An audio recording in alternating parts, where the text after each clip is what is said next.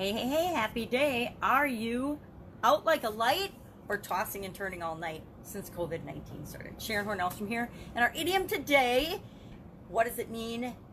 Where did it come from? And how might you use it in your life right now? Is out like a light today. Out like a light, of course, means to fall fast asleep or to be somehow suddenly unconscious. I think of the times I went into surgery and you think it's gonna be so hard to fall asleep because there's so much strange going on around you, and then you count and 199 by 98. I don't think I ever even consciously recall getting to 97.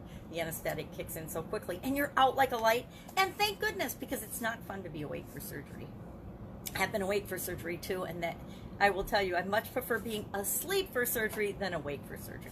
I had surgery on my eyes when I was pregnant with my son, and it was not very fun hearing the cutting and stuff. So, out like a light. My question for you today, well, let's talk about where this expression comes from. It, of course, is a pretty modern expression. It's from 20th century America, when electricity spread across the country and turning on a light or off a light was as simple as flipping a switch. It just caught on that people would say, hey, you're out like a light, because it was such a quick, fast, easy change. So if you could fall asleep quickly, you were out like a light. If you tossed and turned all night, which was a very popular song, don't even ask me what decade it was from, but I do remember hearing it, tossing and turning all night, because over the years, I recall tossing and turning all night through my different businesses, through my different experiences throughout my life, and through different things that were going on in our lives. Some nights, there's things that keep us up at night. There's things that keep us awake. And I'm curious, how are you sleeping since COVID-19? Are you tossing and turning? Are you stressed out and worried about something? If so, what is that? Share in the comments below so that we can help one another out with the things that are keeping us up at night, that are keeping us awake at night. Often change happens really, really quickly, right? And we're not prepared for that change. I would challenge each and every one of us, and you and me in particular, to think about times in our life in the past where we've been hit upside the head, sort of like COVID-19, with a change that happened so quickly we weren't prepared for it. I've lost jobs that I wasn't prepared to lose, that I didn't know it was coming. I've been involved in relationships that ended, then I didn't really know that it was coming. I wasn't prepared for it. Now then you got to ask yourself, well, how conscious and aware are you? Well, you know what? That's something that we acquire with age and maturity and experience, and we get better and better at it. But it doesn't mean I didn't have that experience in order to teach me that lesson in the first place. So I like to think back to times in the past where I have had to face sudden change and sudden challenges and what I did about it. And by calling on what we did that worked successfully to get us out of those situations, we can apply that to this situation. No matter what's going on in our lives right now, chances are we've overcome something in our past. And if we call upon the strength that we used and the intelligence and the creativity that we used to overcome that challenge, whatever we're facing right now, we'll be able to overcome as well. How we respond to things is way more important than the things that actually happen to us throughout our lives. The older you get, the more practice you get with that one too. So how do you want to respond to what's going on around you? Do you want it to keep you up at night so that you don't have the energy that you need to get through the days and do the things that you need to do? I don't want to, so I've come up with some strategies that help me make sure that I always get to sleep and that I get a good night's sleep.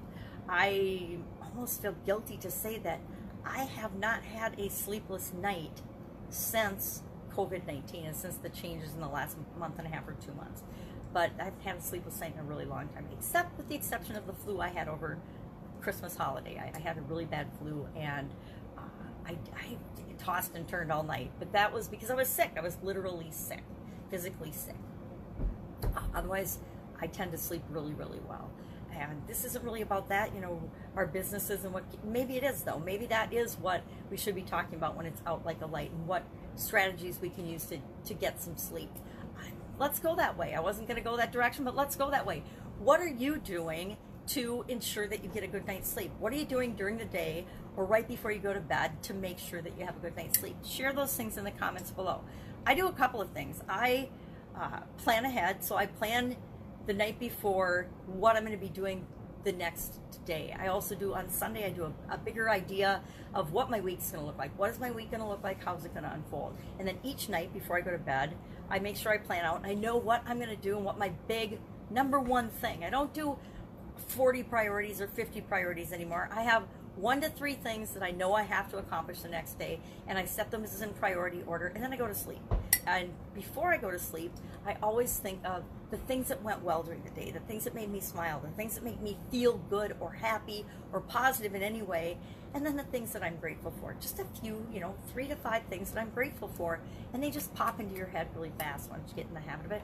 But that makes it so that I drift off to sleep. I used to have to trick myself when I was having super stressed out times in my life, and I discovered, I don't remember how I even came across it, a meditation CD that was really, really good.